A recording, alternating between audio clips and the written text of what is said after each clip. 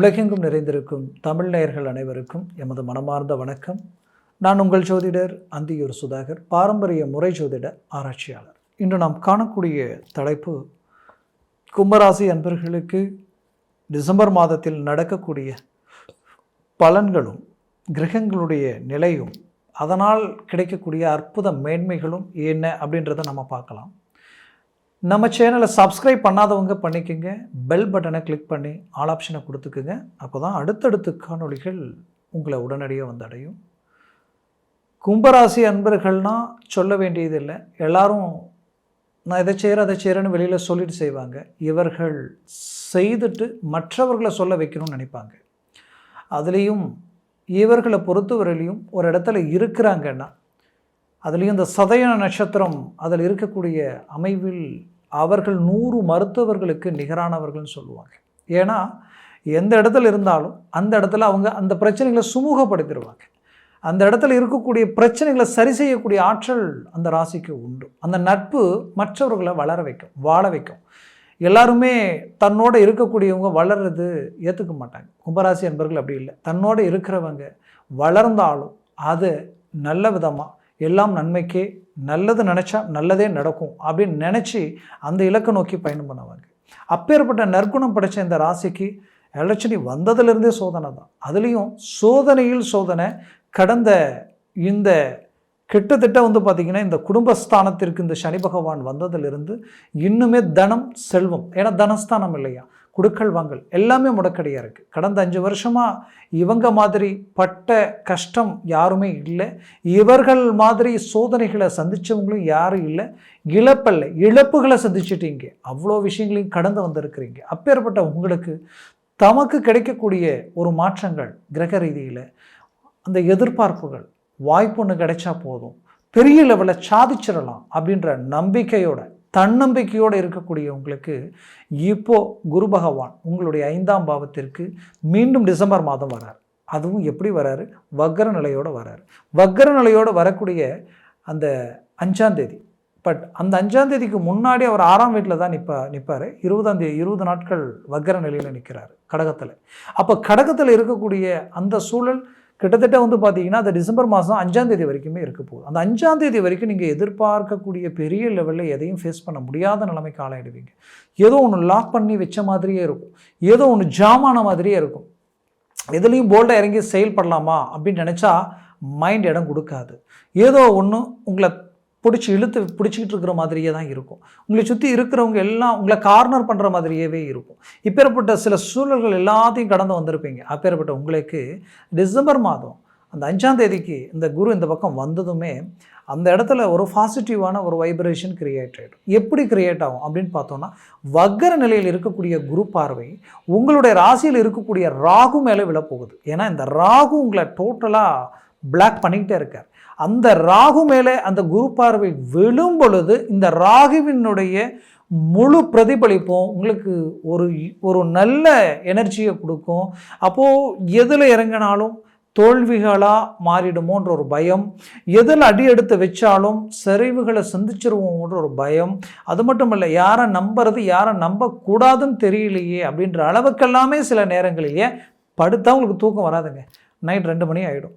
அந்த லெவலுக்கு விடியெல்லாம் தூக்காமல் எந்திரிச்சு டீ கடைக்கு போயிடலாமான்னு யோசிக்கிற அளவுக்கு பயங்கர சிந்தனைகள் அதிகமாக இருக்குது. ஏன்னா ஒரு காலகட்டங்களில் உங்களுடைய மேனேஜ்மெண்ட் வேறு லெவலில் இருந்தது. இன்றைக்கி உங்ககிட்ட நட்பு கிடைக்குமான்னு நினச்சவங்க, உங்களை பார்த்து இப்படி இருக்கணும்னு நினச்சவங்க, உங்களுக்கு எதிரில்னு பேச யோசிக்கக்கூடியவங்க உங்களை விமர்சனம் பண்ணி உங்களை ஒரு வார்த்தை கேட்குற அளவுக்கு நிலைமை மாறி போச்சு.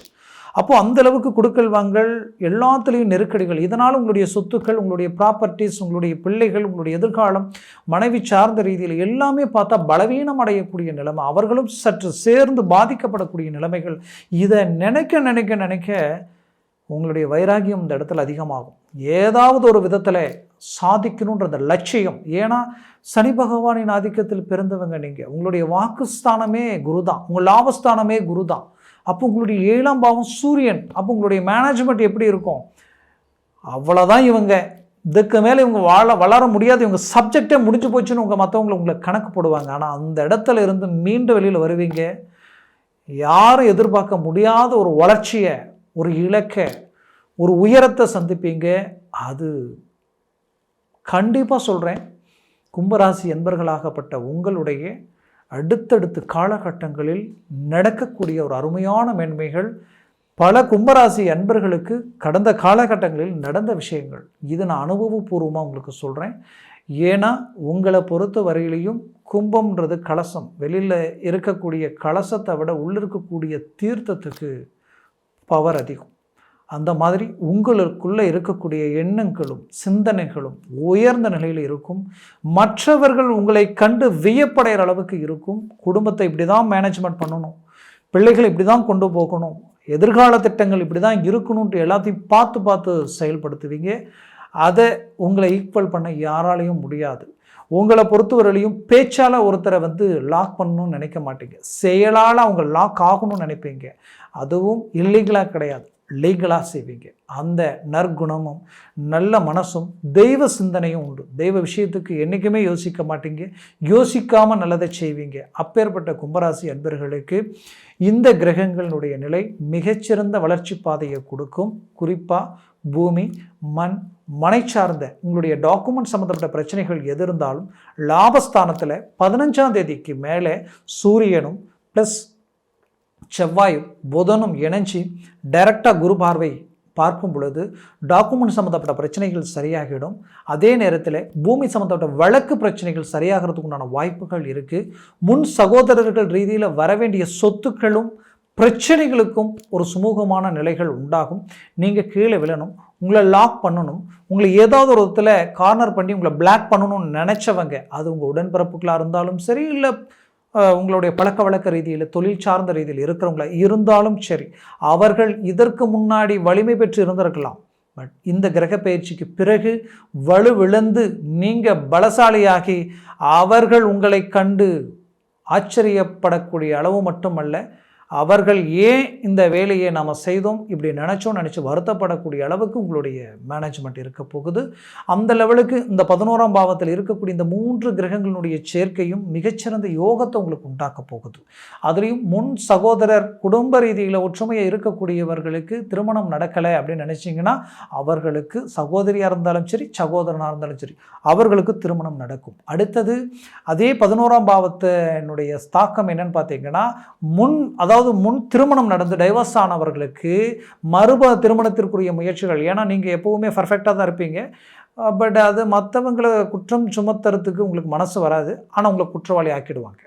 ஏற்கனவே நடந்த திருமணம் டைவர்ஸ் ஆனவங்களுக்கு பார்த்தீங்கன்னா முழுக்க உங்கள் மேலே அபாண்டமான பழிகள் போட்டு அவர்கள் நல்ல பேர் புகழ் சம்பாதிக்கணும், ஏன்னா அவங்க இமேஜை பாதிச்சிடக்கூடாதுன்றதுக்காக குற்றவாளியாக்கி உங்கள் வாழ்க்கையை டைவர்ஸாக இருக்கும். அந்த டைவர்ஸான அந்த வாழ்க்கையை மீண்டும் நம்ம ஒரு வாய்ப்பு கிடைச்சா நாம் வாழ்ந்து காட்டி நம்மளுடைய மேனேஜ்மெண்ட் என்னன்றது மற்றவர்களுக்கு காட்டலாமே அப்படின்னு நினச்சவங்களுக்கு இப்போது லாபஸ்தானம் 11ஆம் பாவம் பலம் பெறுது. இப்போ மூவ் பண்ணுங்கள், திருமண முயற்சி கைக்கூடி வரப்போகுது. அதே நேரத்தில் உங்களுடைய 7ஆம் அதிபதியும் லாபஸ்தானத்தில் தான் நிற்கிறார் குரு பார்வையில். அப்போது திருமணம் ரொம்ப நாளாக 7.5 சனியினுடைய தாக்கத்தினால நீங்கள் திருமண முயற்சிகள் எடுத்தால் தடையாகுது, திருமண முயற்சி எடுத்தால் தடையாகுதுன்னு நினச்சவங்களுக்கு திருமண முயற்சி இப்போ எடுங்க, உங்களுக்கு சக்ஸஸ்ஃபுல் ஆகிடும். சில அவமானங்களையும் சந்தித்து மனவர வரைக்கும் போய் வெளியில் வந்தவங்களுக்கு இப்போது கைக்கூடி வரும். மற்றவங்க பார்த்து பரவாயில்லை, இப்போ ஏற்பட்ட ஒரு வாழ்க்கை அமையறதுக்காக தான் அந்த மாதிரியான ஒரு சம்பவம் நடந்திருக்குன்னு நினச்சி சந்தோஷப்படுற அளவுக்கு இந்த வாய்ப்பு உங்களுக்கு கைக்கூடி வரும். ஆல்ரெடி திருமணமாகி ஒரு குறிப்பிட்ட நாட்களிலேயே காரணமே இல்லாமல் இப்போ டைவர்ஸ் வரைக்கும் போயிட்டுருக்குங்க, பிரிஞ்சு வாழ்ந்துட்டுருக்குறோம். என்னுடைய சைட்லேயும் சரி, இல்லை அவங்களுடைய சைடில் டோட்டலாக ஒரு ஒத்துழைப்பு கொடுத்து இதை சேர்த்து வைக்கிறதுக்கு யாருமே இல்லை. பட் பிரிகிறதுக்குண்டான பாதை தான் இங்கே அதிகமாக இருக்குதுன்னு நினச்சி வருத்தத்தில் இருக்கிறவங்க சேரக்கூடிய ஒரு காலமாக இது இருக்கும். கவலைகள் வேண்டாம். குறிப்பாக கும்பராசி அன்பர்களுக்கு நீங்கள் வெளிநாட்டில் இருக்கிறீங்கன்னா 100% உங்களுடைய இழப்புகளை மீட்டெடுக்கக்கூடிய ஒரு காலமாக இது இருக்கும். இழந்த வேலையும் அடைஞ்சிடுவீங்க, வேலையில் இருக்கக்கூடிய சிக்கலையும் சரி செய்திடுவீங்க. உங்களுடைய பொருளாதார ரீதியில் இருக்கக்கூடிய சிக்கலை அழகாக டேலி பண்ணிவிட்டு வெளியில் வரக்கூடிய ஒரு காலமாக இது இருக்க போகுது. மொத்தத்தில் இந்த காலகட்டங்கள் உங்களுக்குரிய அருமையான காலகட்டங்களாக மாறும். அதற்கு தயாராக இறங்கி போல்டாக செயல்படுங்க. இந்த 2026 பல கிரக அமைப்புகள் உங்களுக்கு மாபெரும் மேன்மைகளை அளிக்க போகக்கூடிய அமைப்பு இருக்குது. அதை பற்றி நம்ம அடுத்த காணொளியில் பேசலாம். அந்த அமைப்புக்குரிய முதல் வெற்றிப்படியே அந்த மாதம் உங்களுக்கு இருக்க போகுது. அதனால் முயற்சிகளை ஸ்ட்ராங் பண்ணுங்கள். ஆரோக்கிய ரீதியில் இந்த நரம்பு ஜவ்வு சம்மந்தப்பட்ட பிரச்சனைகள் இருந்திருக்கும், அதுவும் சரியாகக்கூடிய சரியான ஆலோசனைகள் கிடைக்கக்கூடிய காலமாக இது அமைய போகுது. மொத்தத்தில் இந்த காலம் உங்களுக்குரிய காலம். நான் சொன்ன பலன்கள் கோச்சார ரீதியில் சொல்லியிருக்கிறேன்.